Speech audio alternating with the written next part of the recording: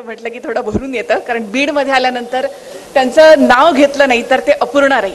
म्हणजे मी बीडमध्ये पाय ठेवल्यापासून, मी बीडची नाही, मुळात आम्हाला गावच नाही कारण आम्ही मुंबईकर, पण बीडमध्ये यावं असं मनापासून वाटत होतं आणि म्हणून मी इथे आले. दैनिक लोकाशाला एक मला वाटतं 18वा वर्धापन दिन, त्याच्या शुभेच्छा, त्यांच्या संपूर्ण टीमला शुभेच्छा आहेत. निर्भीड पत्रकारितेसाठी लोकाशा ओळखलं जातं आणि म्हणून त्यांचा पुरस्कार स्वीकारण्यासाठी मी खास मुंबईहून बीडमध्ये आलेले आहे. पुरस्कारासाठी तुम्ही माझी सगळ्यांनी निवड केली त्याबद्दल खूप खूप धन्यवाद. हा पुरस्कार म्हणजे TV9ची निर्भीड अशी पत्रकारिता, न्याय मिळेपर्यंत दिलेली साथ आणि समाजातल्या प्रत्येक लोकांपर्यंत पोहोचण्याचा केलेला प्रयत्न याची एक पोचपावती आहे असं आम्ही मानतो. आतापर्यंत मला या सगळ्या प्रवासामध्ये साथ देणारे माझे कुटुंबीय, आमचे TV9चे व्यवस्थापकीय संपादक उमेश कुमावत सर आणि TV9ची आमची संपूर्ण लाडकी टीम या पुरस्काराची खरं तर मानकरी आहे.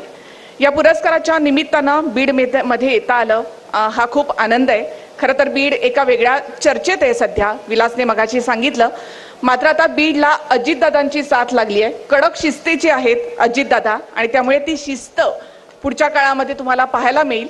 आणि बीडचं वातावरण आता बदलणार आहे कारण पर्यावरण मंत्री पंकजा मुंडे राही आणि त्यामुळे तुम्ही निर्धास्त राहा. पुढच्या काळामध्ये बीड आज जसं प्रेमाने आपल्याकडे बघताना तसंच पुढेही ते तसं राहणार आहे.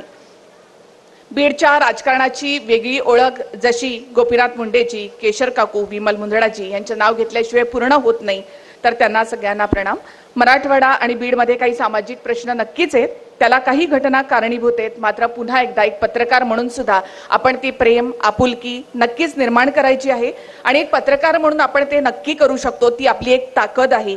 आपल्या लेखणीमधून, आपल्या टीव्हीच्या कॅमेऱ्यामधून आणि बूममधून या प्रेमाचा सडा आपण पुन्हा एकदा बीडच्या अंगणामध्ये टाकूया. तसं राजकारणी आणि पत्रकार यांचं नातं सासूसुनेचं असतं. तुझं माझं जमेन आणि तुझं आणि तुमच्या वाचून कर्मेना असं काहीच असतं. ते पंकजाताई आणि अजितदादांकडून नेहमी असं पाहायला मिळतं. आजही अजितदादा आमचे 3-3 कॅमेरे इथे आहेत. तर हे लोकांपर्यंत पोहोचावं हीच सदिच्छा आणि खूप खूप धन्यवाद तुमच्या या प्रेमासाठी. बीडमध्ये पाय ठेवल्यापासून बीडकरांचं जे प्रेम मिळालं त्यासाठी खूप खूप धन्यवाद. धन्यवाद. यानंतर लगेचच 1 मिनिट